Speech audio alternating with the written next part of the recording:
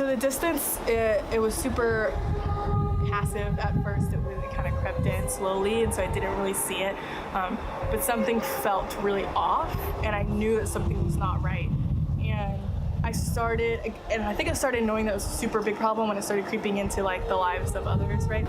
I wasn't being present with people anymore, and I wasn't, toward the end, I was crying all the time. Some of y'all may have seen that. I cried at a lot of gatherings. I wasn't being able to really be a healthy person for other people, and that's when I knew that it was something that really needed to start the process of healing and restoring and renewing, and something I call heartening, which is to build up interior confidence and doing things every day to try and get to that place of restoring and renewing and rebuilding. I really love Restore Renew. I think that it has come at a good point in my life. Right now, or before Spring Retreat, I should say, I was going through this 7-year period of just feeling this distance from God and therefore within myself as well, and then within others, because part of restoring is like you restore one part and then it helps you restore all the other parts as well.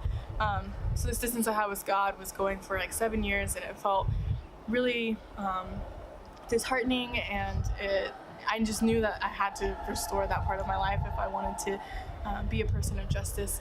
And so going into Spring Retreat, I knew on my mind that this Restore Renew concept was going to be something that I really had to take to heart. And I read a verse before I went to Spring Retreat that was super cool, I thought, and it's from Lamentations, and it says that no one is abandoned by the Lord forever, kindness prevails. Even though God torments sometimes, the greatness of his loyal love wins out, and it is not the desire of God's heart to hurt or grieve the children of men. So even though sometimes like this distance that we have with God is super real, because of God's love, restoration has to happen. Like, he's not just gonna let it not happen. Like, this is part of who he is restoring and renewing every single day. And sometimes it's hard to see that when there's so much distance around us, and there's so much quiet around us, and there's so much brokenness and things that aren't being built or aren't being created. But that is who God is, and then that's who we need to be, are people who restore and renew every single day, even if it's something super small, just bridging the space between that distance and bringing that together and creating and loving and uniting so that we can help others. Like it says in 2 Corinthians, so that God comforts us so that we can then comfort others. So restoration is just part of our journey.